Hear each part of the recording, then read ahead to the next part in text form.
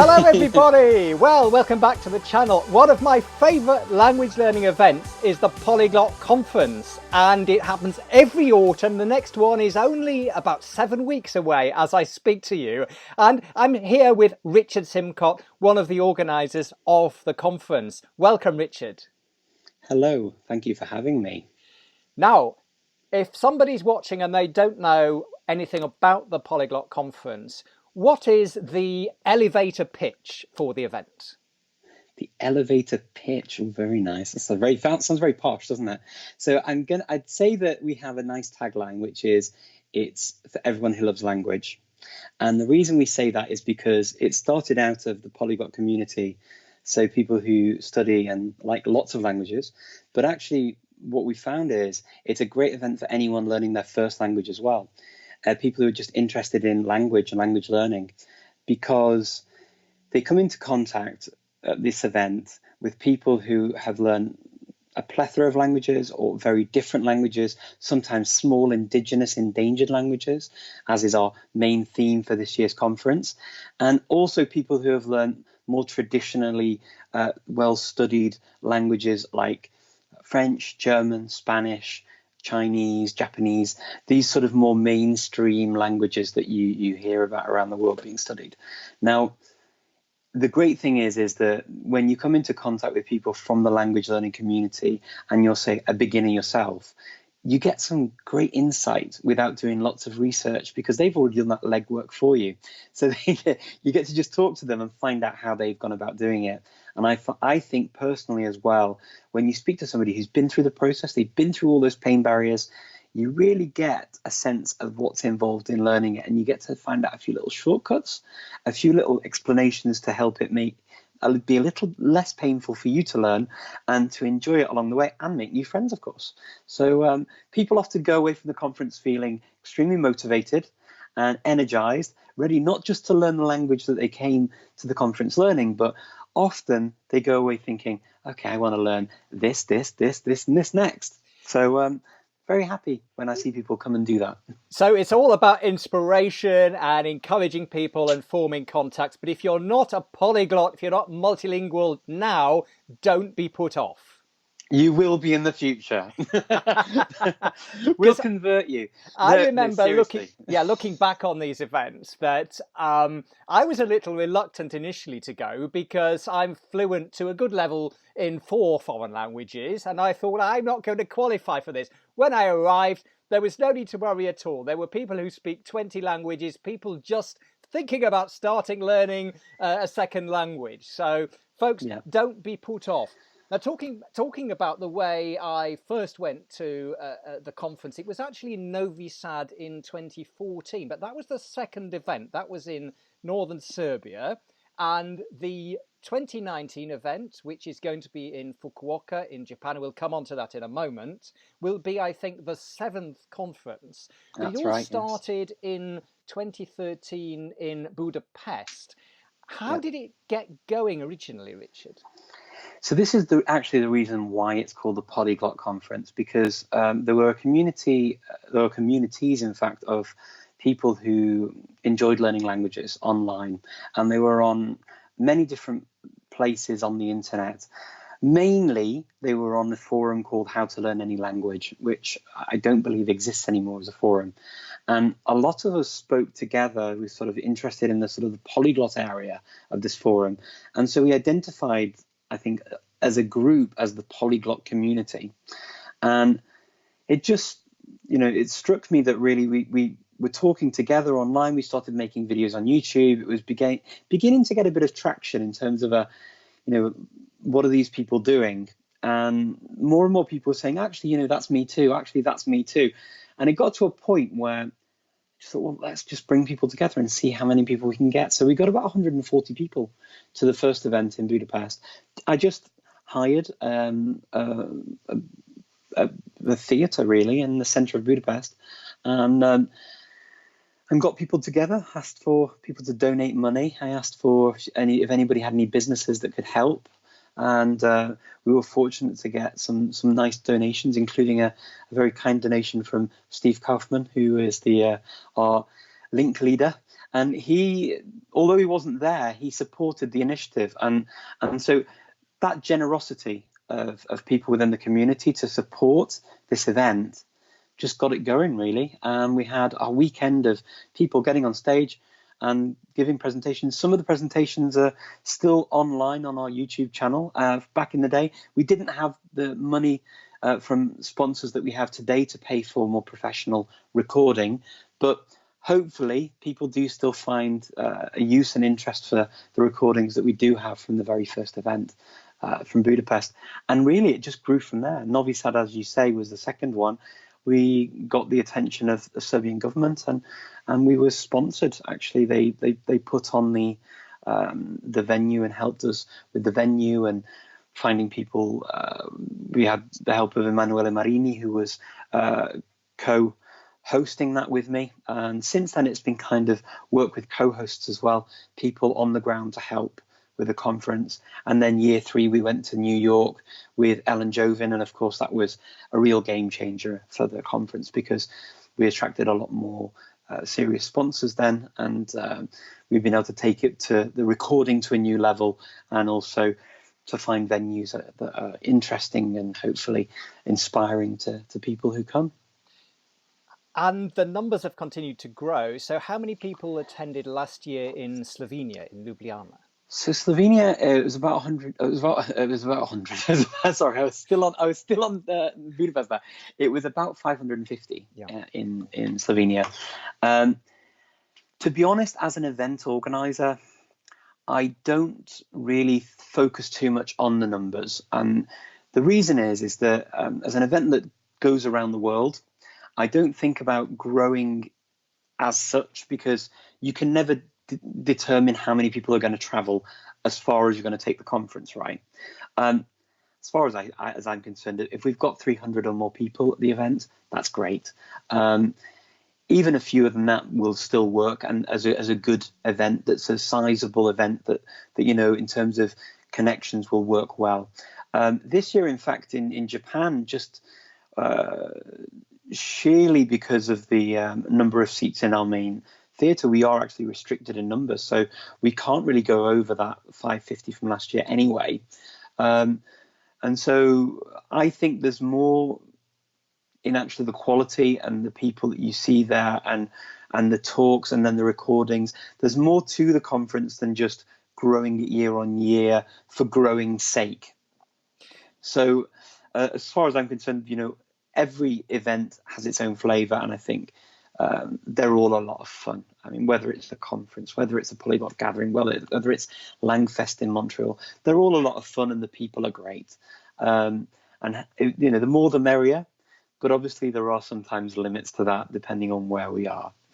And you've taken the decision with the conference, unlike the other two events that you mentioned. The gathering has stayed in Europe, so it'll be on its third location next year in Poland. Langfest so far has always been in Montreal, but you have moved around the globe.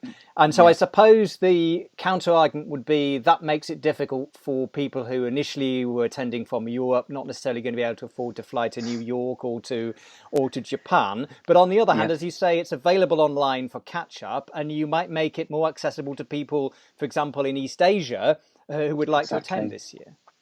Exactly. I mean, I get messages all the time, why don't you bring it to our part of the world? And it's always something I want to do. And so the conference, when I first thought of, putting it together and sort of the idea of the themes and all of that, it's always been, first of all, was to bring together people, because I think it's always good to bring together people, and that's what makes the event fun, and it makes the event memorable, and people go away feeling motivated and energized in their language learning, and they actually have friendships that last as well, which is wonderful. And I see this continue online, offline, and I love it. But really what I wanted to do is bring together academics with people who work with languages, with people who are language enthusiasts and have good tried and tested techniques in learning languages, and to bring them all together under one roof and to celebrate certain topics. So this year, for example, we're joining in with the UN's initiative to make 2019 the International Year of Indigenous Languages. So we're using that as our main topic. In Reykjavik, as you might remember, we had multilingualism and autism as a main topic. We like to just stir things up a little bit, just to have some interest of something a little bit different every year. Personally, I love championing these smaller languages. I like to be able to have that as a minor element every year anyway. It's good to have it as a main theme this year, though. And then the other thing we do is we move, not just to go and meet new people, bring in new, fresh faces to the conference and to the community, but also to celebrate the different regions of the globe and the languages and cultures of those regions. So that's also another main theme of the conference. So you'll see this year we've got a number of talks that deal with things Japanese, and rightly so. And on the Friday we have a language exchange event, which will allow all of the participants to come and spend the day together, just talking to each other. We'll have some demonstrations, the tea ceremony that's very famous in Japan, also karate demonstrations, things like that, very typical cultural celebrations to really highlight what's great about the host nation. So you're talking about Friday. Let's focus in then on how the programme is actually organised. Now, the main event kicks off with the opening ceremony on Friday evening, and then the main programme is all day, Saturday and Sunday.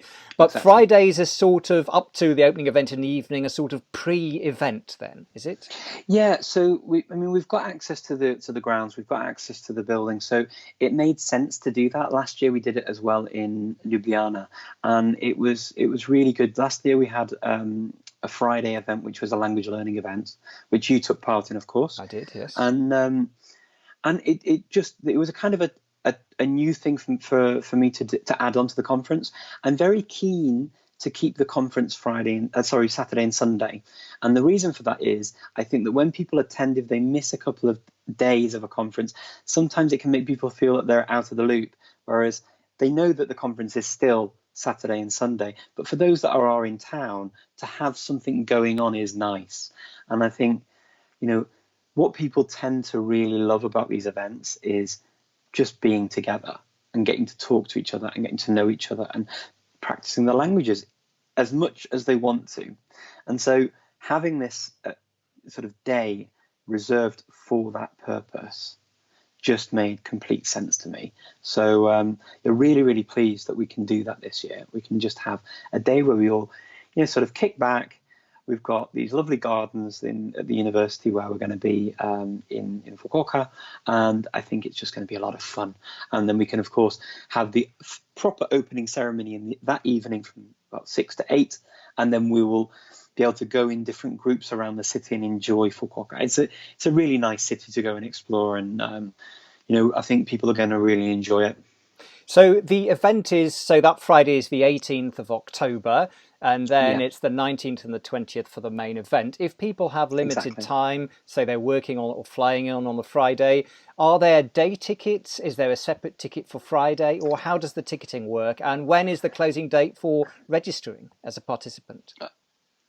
So it depends really. In terms of closing date for registration, we don't tend to set that. I mean, I think that if there's a complete sellout and we get to total capacity, then obviously we can't sell any more tickets.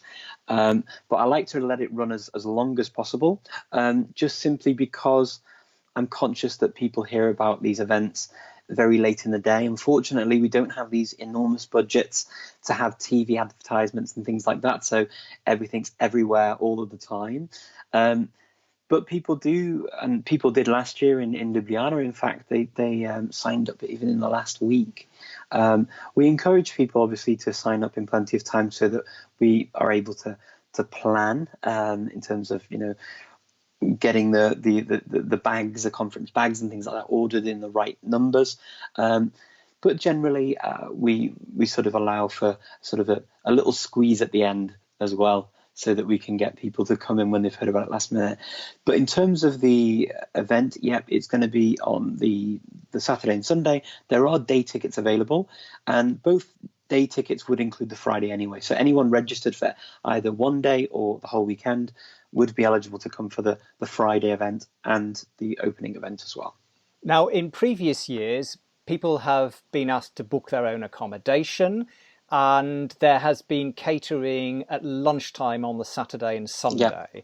Is that the same arrangement? It's going to be the same? So in Japan, it's going to be slightly different because catering would have been problematic in Japan. So what we've actually done is it's the university canteen. So people can actually experience Japanese canteen style ordering. So you have different dishes, vegetarian options as well available, and you choose a number of dishes that you want to try from, and then you pay. It's actually very, very cheap. It's around, I think I went there to visit with Tim Keeley, who's my co-host this year in Japan, and I think it came to about €4 or €5 for my lunch. It was really cheap, and I thought, instead of me deciding and upping the price, obviously for Japan and adding that to the ticket, it's probably better for people to choose themselves what they want to eat. And they have more selection that way as well, if we just ask the canteen to stay open and to do that for us. And Tim, as a co-organiser, is also going to be a speaker. I noticed another theme running through, in addition to the minority languages or the indigenous languages, is Asian languages in general. You've got Tim speaking on that. Michael Campbell as well from Glossika is also talking in sort of that sort of area. Sarah Maria Hasbun was somebody else. And then you've got people talking about Chinese characters this year as well. Emmanuel Ternon. So there's a bit of an Asian languages theme in general. Yeah, that's in line with kind of celebrating the region. So when we talk about the regional languages and cultures, that would include Chinese, it would include Korean, it would include any of the other languages spoken in that region. I would even go as far as Vietnamese and those languages as well. So whichever ones we got, sort of proposals for, we looked at in great detail to see whether or not they would be a good fit. I think Chinese is particularly relevant in a place like Japan because of the shared history from taking the Chinese characters for what they call kanji in Japanese to actually write and represent their language. So there are some nice crossover points there that I think just add that element of interest for people interested in the linguistic aspect of the region. But also, I mean, we need to wrap up now. Time is short, but there's a full program. It's not just Asian languages. So I noticed Alexander Arguili is one of your co-organizers as well. He's talking about Finnish. And you have some people talking about methods as well. So there's a really, really packed program. Yeah, there's a really packed program. And what I'm pleased about this year as well, we've got workshops. So we tried to focus a lot of those workshops on learning something about the languages. So we've actually got workshops on the Mayan language, workshops on Uyghur, workshop on Scots and Scottish Gaelic. Yeah, that's Maureen, isn't it? Yes, Maureen. Yeah, it's Maureen, exactly. And it was Sudanese, one of them I saw? Sundanese, yeah. Sundanese is represented. We've also got Tuvan or Tuvinian represented, Yiddish as another one. So there are a number of languages that are sort of not just from Asia, but from all over the world that people can do tasters in. And then we've got, like you said, Professor Algualis is talking about this Finnish challenge that he had as well in during his presentation. So that should be another interesting thing. And we've also got some well-known YouTubers who have never been to a conference, like Lindy Boats as well. She's never been to talk at one of these events. And so it's great to be able to finally have her on stage. She's talking about culture shock, I think, and languages. As a third culture kid. So she's talking about her background and her experiences. And I think people are going to find that interesting and be able to then interact with her and talk to her. I think people are going to really enjoy it. And Stuart J. Ray as well, who I know from his work on Thai on YouTube, is another person I've not come across at one of these events. No, Stu J as well is also one of those people who's never been to one of these events, got a lot to say, and he's going to be talking about from a work aspect, which I think is particularly interesting. How his linguistic and cultural knowledge from his studies has impacted his ability to take on projects and work on behalf of international clients. And I think, again, Stu J is a phenomenal speaker. He's spoken at various events, but never at one of these polyglot or language specifically related events like this. So very, very pleased that he's able to make it too. Well, there's loads of stuff to look forward to. Richard, I can't wait to be there. Looking forward to meeting all the people, attending the events, the talks, doing a bit of vlogging, and trying out my Japanese as well for the first time. Fantastic. So, folks, if you have questions about the Polyglot Conference, you can drop them in the comments below and I'll relay them to Richard. You can go to the website. What's the address, Richard? Polyglotconference.com. Okay, find out more details there, and maybe we'll see you in Fukuoka in October. And don't forget, at least to me, I'm sure to Richard, to come up and say hello. Definitely come and say hello. It's always nice to meet people. Richard, thank you very much, and see you in Japan. Thank you very much. Arigatou gozaimasu. Thanks everybody for watching. As always, don't forget to subscribe for The Vibe if you haven't done already. Throw us a thumbs up. Tickle that bell and share or be square. Spread the news about the Polyglot Conference. Thanks a lot. Bye.